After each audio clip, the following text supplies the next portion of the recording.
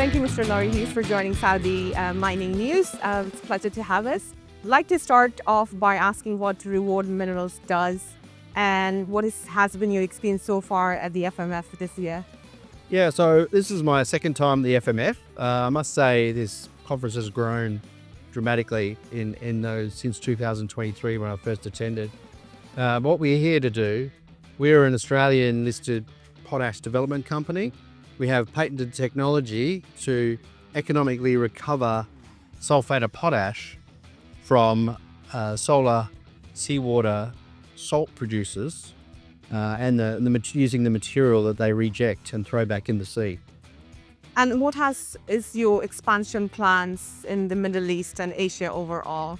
Well, the reason we're here is because we believe the climate, particularly in Saudi Arabia and the whole GCC as a whole, is ideally suited, and that's hot conditions, which means that high rates of evaporation.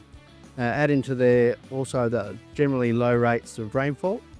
So it's an ideal climate, similar to places such as Western Australia, where we're from. We're an Australian-based company. That's where our technology was first developed. That's interesting. And where do you see potash fit into the broader critical minerals conversation, let's say food security and energy?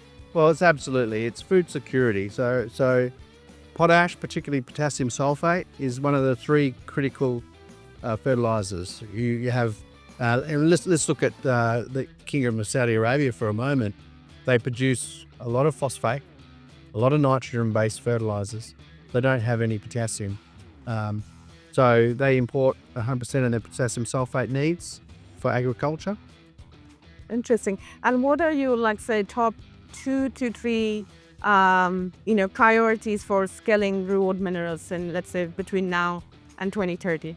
Well, our goal is to talk to people here and to continue that conversation about looking to find potential partners that have either solar salt production already, or they're looking to develop new projects here. And then we'd like to partner with them where we can show them how to recover potash and use our technology and potentially also use our equipment that we have back in Australia. Interesting. And what has been the hardest sustainability challenge in potash production, and how do you solve it? Well, our technology, we believe it's a huge breakthrough. So currently around the world, there's in excess of 70, 80 million tonnes of solar salt produced.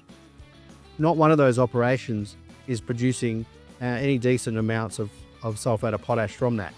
So that's where our technology fits in. If you think we can get it to work somewhere in one place, particularly this region, then the partners that are involved in that project have the opportunity to roll that technology around the world. That's interesting. And in terms of, let's say, potash prices, they stay volatile. What is your plan B if to maintain the, let's say, the fluctuations in prices and all that? How do you? Well, what we're doing is we're targeting the world's cheapest production. So that will essentially insulate us from any price fluctuations. Just like any other commodity, potash prices do fluctuate. Overwhelmingly, we're targeting production of a very scarce commodity. It's quite hard to come by, but it's in world high demand. There's 7 million tonnes approximately produced around the world. If we're on the lower end of that production cost curve, we're going to be in a good position. Interesting. And lastly, my question, how do you see Reward fitting into the Middle East mineral supply chain? How do you see yourself, solving problems and working with partners? Who do you want to work with, Well, we'd like to work with, obviously, the big fertilizer companies here. They're important people to talk to. And this, as I mentioned, the salt companies, people that already have sites developed, and we can help them expand those sites to include potash production. Interesting. Mr. Ray, thank you so much for joining us, and I wish you all the best. Thank you so much. Thanks very much, Faha.